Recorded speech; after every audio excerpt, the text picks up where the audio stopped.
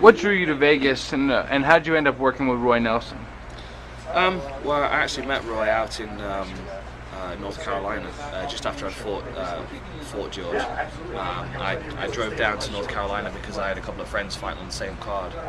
Roy was fighting on the card against Stefan Struve, and we'd never met before. And obviously, you know, he had an impressive win on that fight, and we just kind of got chatting afterwards. And he said, "Look, you know, I watched you fight. I can help you out if you want to come out and work with me." And you know, it was a very generous offer, so I took him up on it. So tell us, how you coping? You're on a 4-fight losing streak. I know it's got to be tough for you. Talk about that and how you plan on bouncing back from that. Well, I'm trying to be a little philosophical about it, to be honest, and you know, it's just my journey. It's just the path I'm walking at the moment. Ups and downs. I mean, I had a tough run leading up to the UFC. I had ups and downs in my career. Fights won, fights lost. You know, robberies and you know, being settled by promoters and stuff. So I kind of, when I got to the UFC, I kind of felt like that was out of my system, and I had a 4-fight win streak, and I felt good. I was getting some recognition, and then kind of all of a sudden I was in a title shot situation, and it felt a little early for me. But obviously you don't turn down an opportunity like that. And I did a 14-week training camp for it, and in the build up for it, I lost my grandfather, and that kind of really threw me out. You know, I don't really think I ever kind of got myself back on track after that. I mean, he was very important to me and to my career. If it wasn't for him, I probably wouldn't have carried on doing martial arts through my teenage years.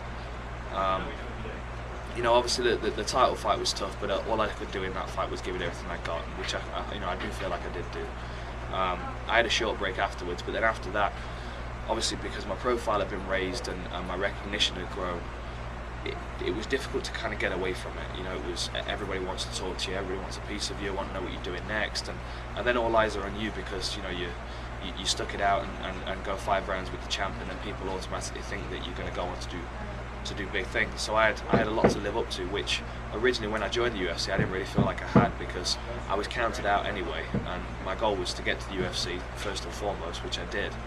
And then the first 4 fights was kind of a no-pressure situation. I was going in there and just doing what I loved. And then, you know, from the title fight, the pressure started to build. And you know, it just kind of threw my rhythm out. I lost my swagger, I think. And you know, I kept pushing on. You know, next fight will be good. Next fight will be good.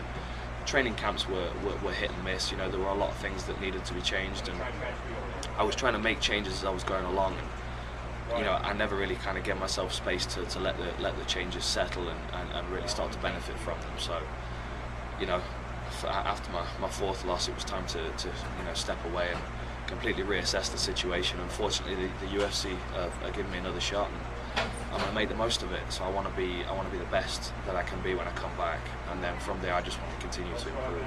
Enter code HUB749 for a domain name discount, and enter the codes below for other great discounts from GoDaddy.com.